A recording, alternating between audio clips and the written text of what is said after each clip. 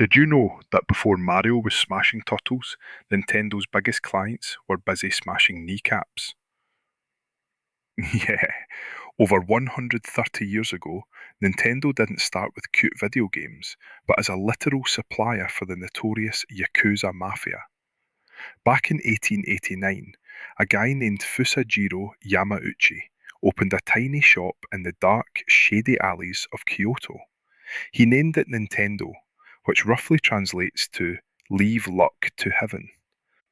And trust me, if your main customers are carrying katanas, you better leave your luck to heaven. See, Japan had strictly banned all forms of gambling and traditional card games. The punishments were brutal. But Yamauchi found a legal loophole that was an absolute stroke of genius. He invented Hanafuda flower cards. Because these cards feature beautiful drawings of flowers instead of actual numbers, the police couldn't technically classify them as gambling material. It was just highly competitive art, officer. Nothing to see here. Every single card was obsessively pressed from the bark of mulberry trees and painted by hand. The quality was flawless, and demand instantly exploded. But where? In the smoke-filled illegal gambling dens run by the Yakuza. These mobsters played for life-changing amounts of cash.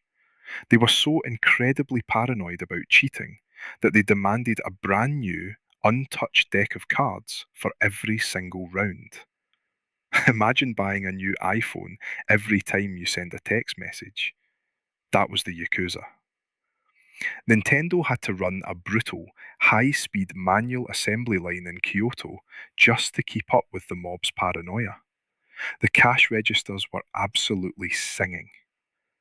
But decades later, the card market completely crashed. Nobody wanted paper flowers anymore, and Nintendo was staring directly into a financial abyss.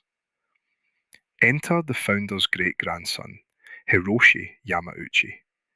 He took the wheel, looked at the empty bank accounts, and got desperate. Like, seriously desperate. What followed is easily the most unhinged phase in corporate history. Nintendo decided to open its own chain of hourly love hotels across Japan. Let's just say they tried to launch a very different kind of multiplayer mode.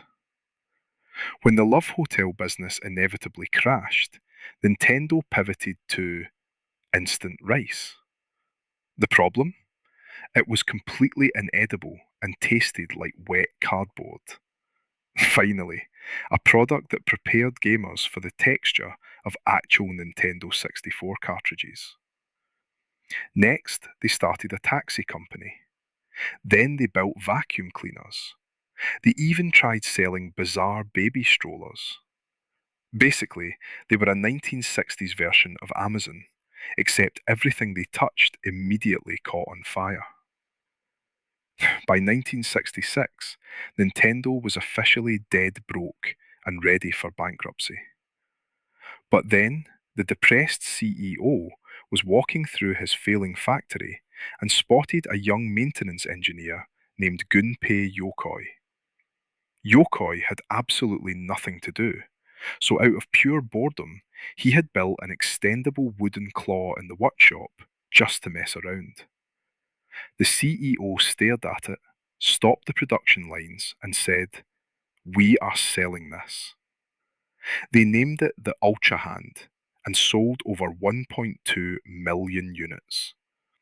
It was the first time in history a useless gadget actually saved a company instead of being a Kickstarter scam.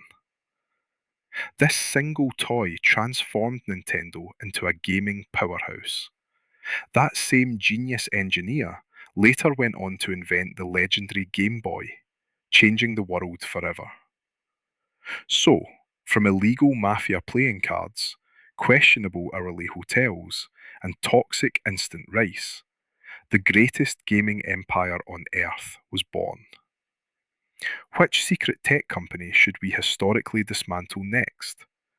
Let me know in the comments, and don't forget to subscribe before the Yakuza finds me.